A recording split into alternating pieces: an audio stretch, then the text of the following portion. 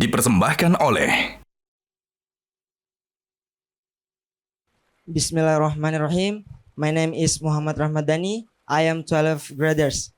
I have one question for you, that what is the biggest challenges faced by Islam in the transformation of civilization? Thank you.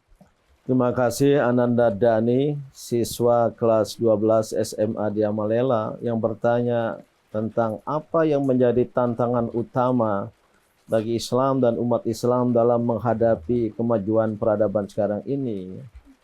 Jawaban saya pertama adalah sikap umat Islam dalam menghadapi perubahan itu sendiri. Apakah sikapnya positif, mau berubah, mau mengubah diri, dan yang kedua, apakah umat Islam itu mau dan siap untuk menghadapi perubahan yang diciptakan oleh orang-orang lain dalam menghadapi kemajuan peradaban yang diciptakan oleh bangsa-bangsa lain atau tidak. Nah, jadi tantangan utamanya adalah sikap. Ya, sikap kita umat Islam ini sendiri terhadap perubahan dan terhadap kemajuan peradaban bangsa-bangsa lain. Kalau sikap ini tidak berubah, seperti kita memandang negatif terhadap perubahan, maka kita menjadi bangsa atau umat yang pasif. Atau jika kita umat Islam ini memiliki sikap tidak siap bersaing dan bertanding, kita akan tenggelam di dalam kemunduran, dalam kekalahan itu sendiri. Ini saya memahami sebagai tantangan yang paling besar yang dihadapi oleh umat Islam. Selain tentu tantangan besar lainnya, kita tidak menyiapkan diri dengan prasyarat kemajuan, prasyarat perubahan. Islam banyak mengajarkan ilmu pengetahuan sebagai kunci bagi kemajuan, membaca sebagai kunci bagi kemajuan peradaban, kerja sebagai kunci bagi kemajuan peradaban. Prasyarat-prasyarat ini tidak kita lakukan, maka kita menjadi umat yang mundur.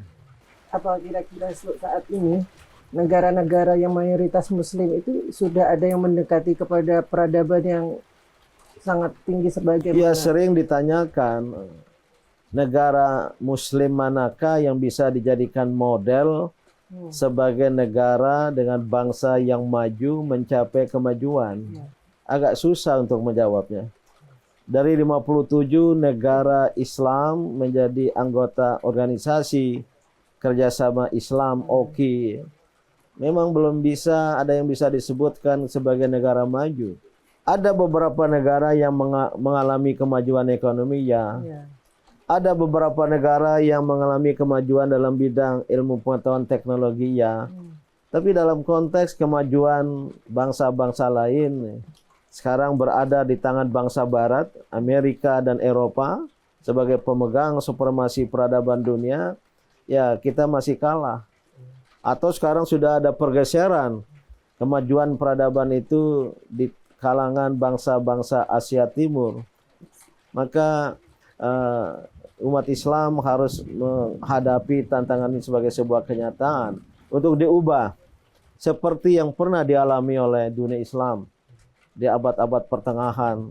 Ayahanda, apakah mindset Islam telah selesai peninggalnya Nabi itu adalah salah satu alasan umat Islam belum bisa menghasilkan peradaban yang cukup maju seperti peradaban Barat ataupun Eropa? Ya, memang pangkalnya adalah mindset, adalah wawasan, adalah alam pikiran. Kalau mindset, wawasan, alam pikiran, umat Islam terjebak pada teologi yang bersifat menerima, dalam istilah ilmu kalam Jabariyah. Udahlah, hidup kita ini sudah ditentukan Allah. Maka di situ tidak ada usaha, tidak ada free will, free action dalam istilah bahasa Inggris. Dengan teologi bahwa Allah mendorong kita untuk berubah, Allah telah memberi kita potensi, kekuatan-kekuatan untuk berubah, dan Allah menyatakan bahwa Allah itu sendiri tidak akan mengubah keadaan sesuatu bangsa kecuali bangsa itu sendiri mengubah apa yang ada dalam diri mereka sendiri. Innallaha la yughayyiru ma biqaumin hatta yughayyiru ma bi anfusihim. Inilah tantangan utama dan inilah realitas kenyataan yang kita hadapi oleh umat Islam di banyak negara, dan saatnya lah untuk kita berubah, kita ubah, kita putar keadaan menjadi bukan bangsa pecundang, tapi bangsa pemenang.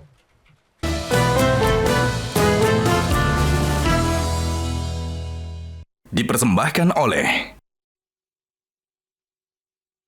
Jelajahi cara baru mendapatkan informasi. Download Metro TV Extend sekarang.